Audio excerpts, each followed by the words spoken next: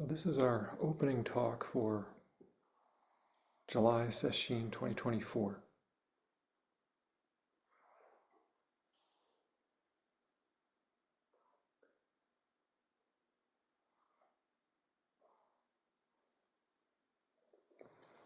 When I first came to the Zen Center this afternoon and we began to sit, I couldn't help but feel the absence of the previous teachers that really laid the foundation for this particular building, this particular space, the Nebraska Zen Center. And I feel indebted to all of them, to Nonin. I feel his absence here is like a presence. And without him, this space wouldn't exist. I feel Kyoki's presence here very deeply. I miss her greatly. I also feel Dosho's presence. All of them have helped in some way to shape the Nebraska Zen Center. And just knowing that they did something here, and particularly Nonin and Kyoki, they really laid a foundation for us to now enjoy.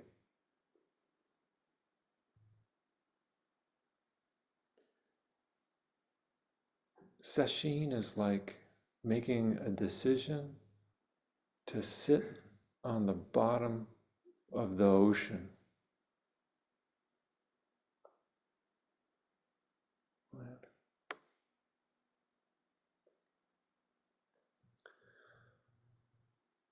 In this Sesshin, we are focusing on the vows of the Bodhisattva, making vows. There is actually a direction to our practice. We are, in a sense, in a certain way, we are trying to go somewhere. And one of the ways that Dogen talks about this direction is with the term Hotsu Bodaishin. Hotsu Bodaishin is a Japanese phrase, and it means arousing the mind that seeks enlightenment. Arousing the mind that seeks for enlightenment. This is a very important piece to our Zen practice. We get to begin our practice by arousing our desire for enlightenment. This is like the rudder of a boat. Rudder points the boat in a direction. And when we begin Sesshin, it's like we're in a boat on the shore and we're going into the deep ocean. And the rudder provides us with an opportunity to make a direction. There's a specific direction. We want to go into the mysterious ocean of the Dharma. And we need an initial direction to point our boat in. In Hotsubo Daishin, the mind that seeks enlightenment, is that direction. And so whenever you find yourself questioning, where am I going? What am I doing here? Why am I here? You can invoke this desire, this thought, this feeling of way-seeking mind. Whatever it is your project is for being here, from a Buddhist context, we're here to seek enlightenment. And this is what Mahayana Buddhism teaches, that each one of us is capable of attaining enlightenment. This is the Bodhisattva path, the path of one who desires to awaken others. What do we wake up to? I don't know if I can put words to it, but my sense of it, my limited sense of it, is that we're living in this amazing world.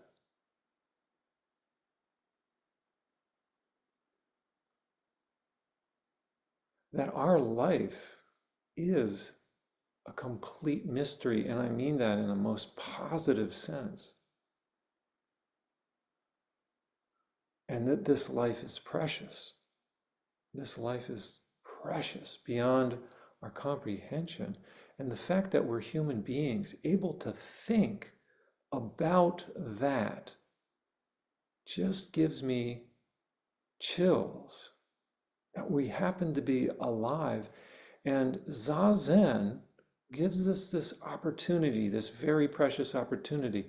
Sesshin gives us this precious opportunity to really focus on or think about the preciousness of our life, of our lives, and of life in general. How precious it is to be alive and to know that we are alive. We don't just simply exist, we become appreciative of our existence. And the fact that we can reflect on that existence.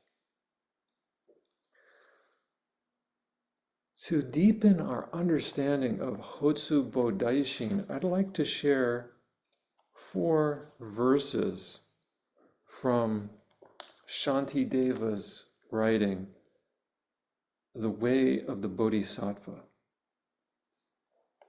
Actually, about 3 verses from The Way of the Bodhisattva.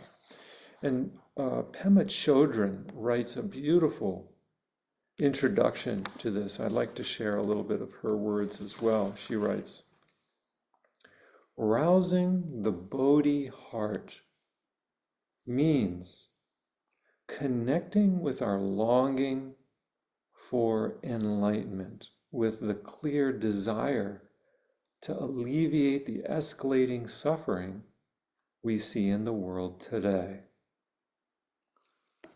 What a beautiful way to put it. And then the second sentence she writes is also really important for us. Most people do not give much thought to enlightenment. You might be here for another reason, right? Most people do not give much thought to enlightenment. I think that's true. But, she says, most of us do long for a better world situation, and we long to be free of neurotic habits and mental anguish. This is the ideal state of mind for awakening bodhicitta. In other words, we might not even recognize our desire to attain enlightenment. We might not even recognize it.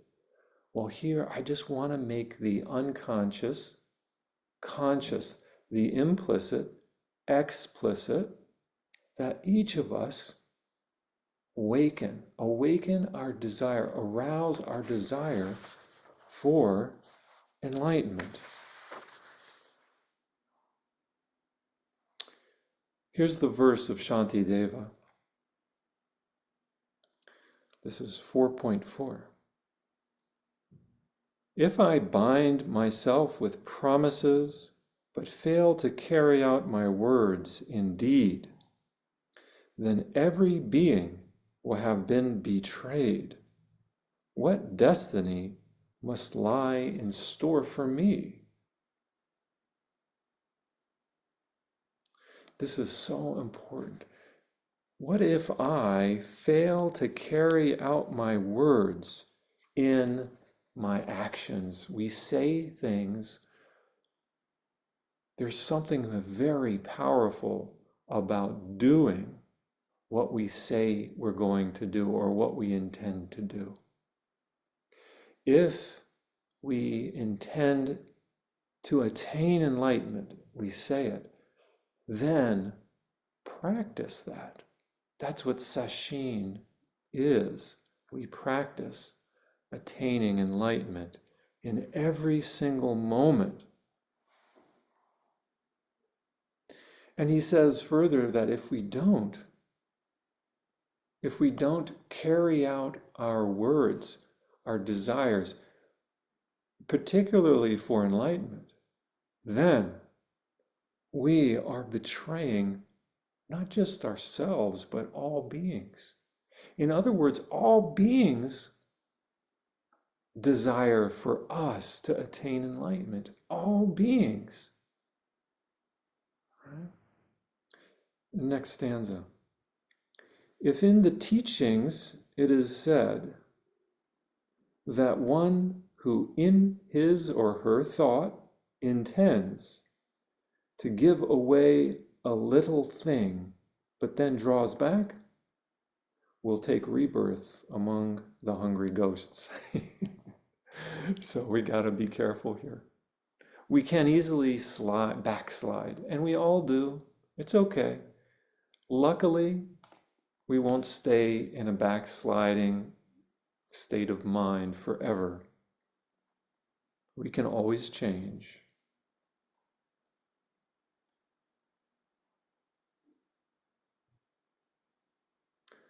How can I expect a happy destiny if from my heart I summon wandering beings to the highest bliss, but then deceive and let them down? So, in other words, these thoughts, this is kind of an admonition for us. It's kind of a warning. Take yourselves seriously. Take your desires seriously. And know that what you desire has an impact. Whatever it is that you desire, it has an impact on every one of us. This is kind of heavy to take in. But your desires and then carrying them out, this is such an important thing to do. So we do our best. We do our very best. And Sesshin is an opportunity to really solidify our desires and make them come to fruition. For us here, we desire the elimination of suffering through the ending of our own neurotic habits.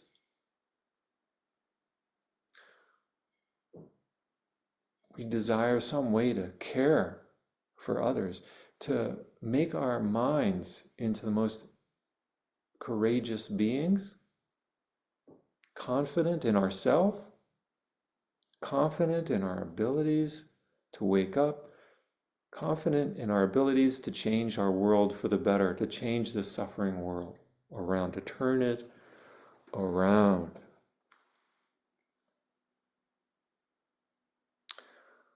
I'd like us to consider how difficult it is to raise the Bodhi mind. This is a rare thing to do for us in our lifetime. To raise the Bodhi mind is a very rare thing to do indeed. And Sesshin affords us the opportunity to do this with as little distraction as possible.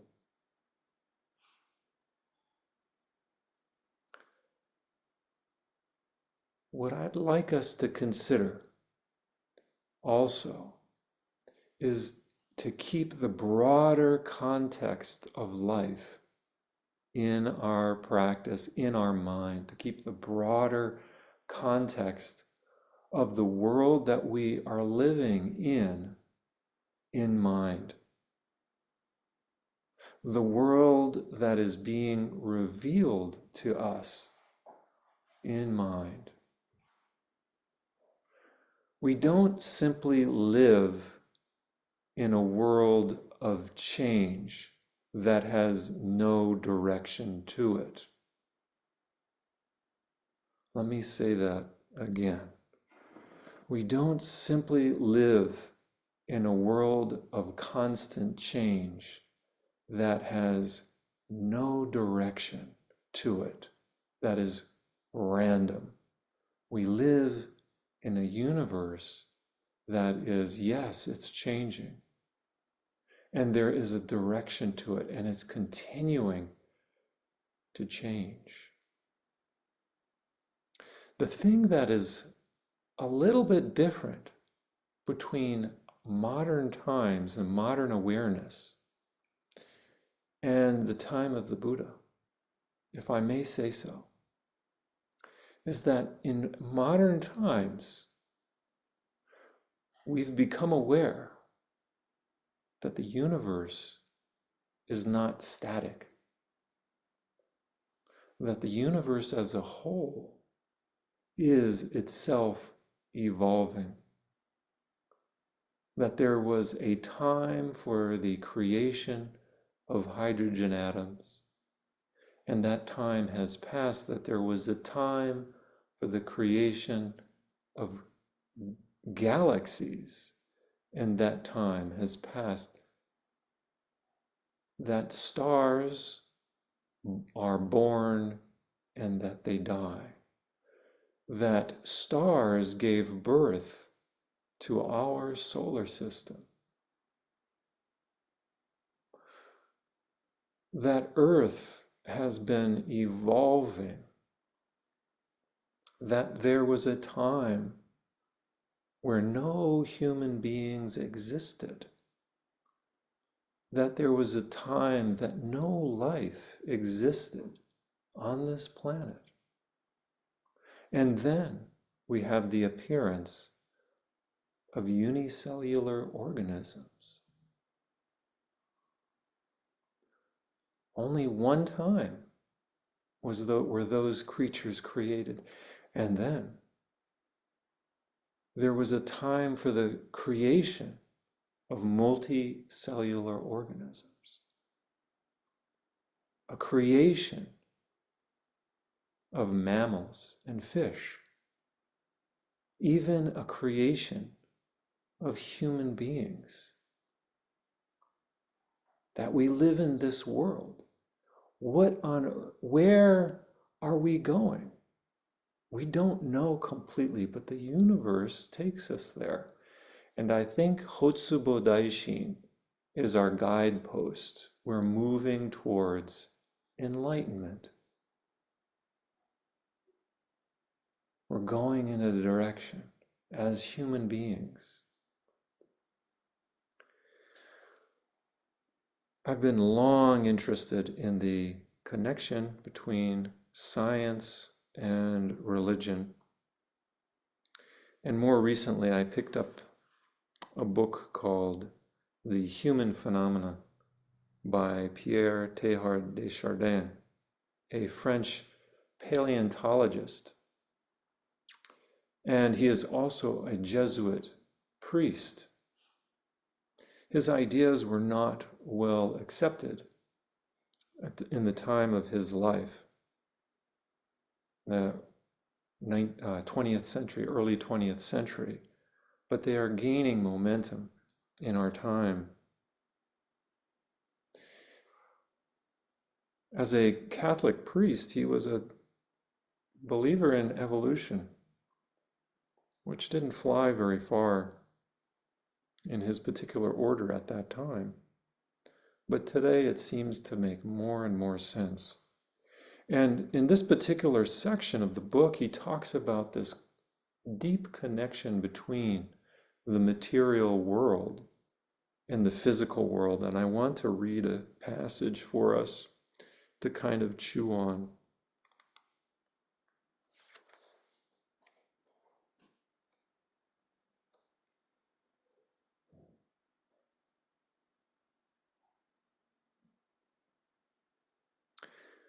To think, we must eat once again.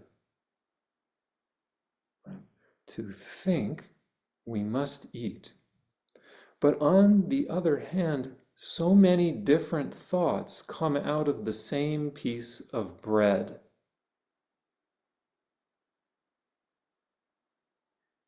The food that we ate this morning goes into our thoughts. And we have so many different directions that food can take. I'm suggesting here that we take the direction of Hotsubodai. Our thoughts take the direction of the desire for enlightenment.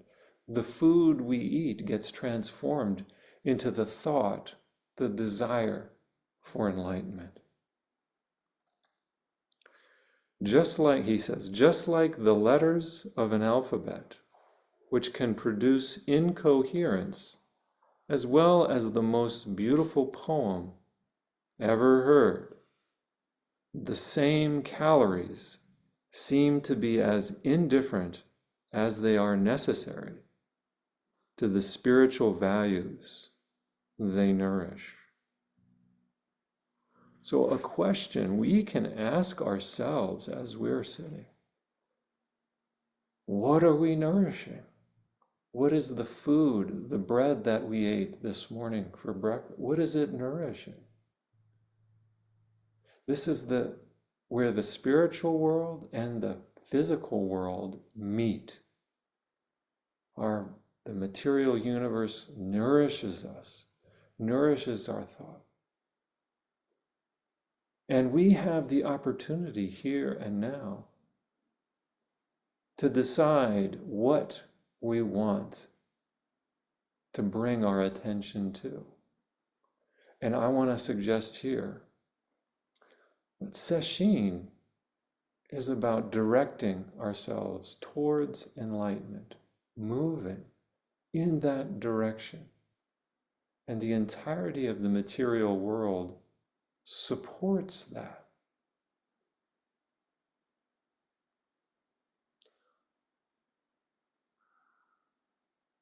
Thank you very much.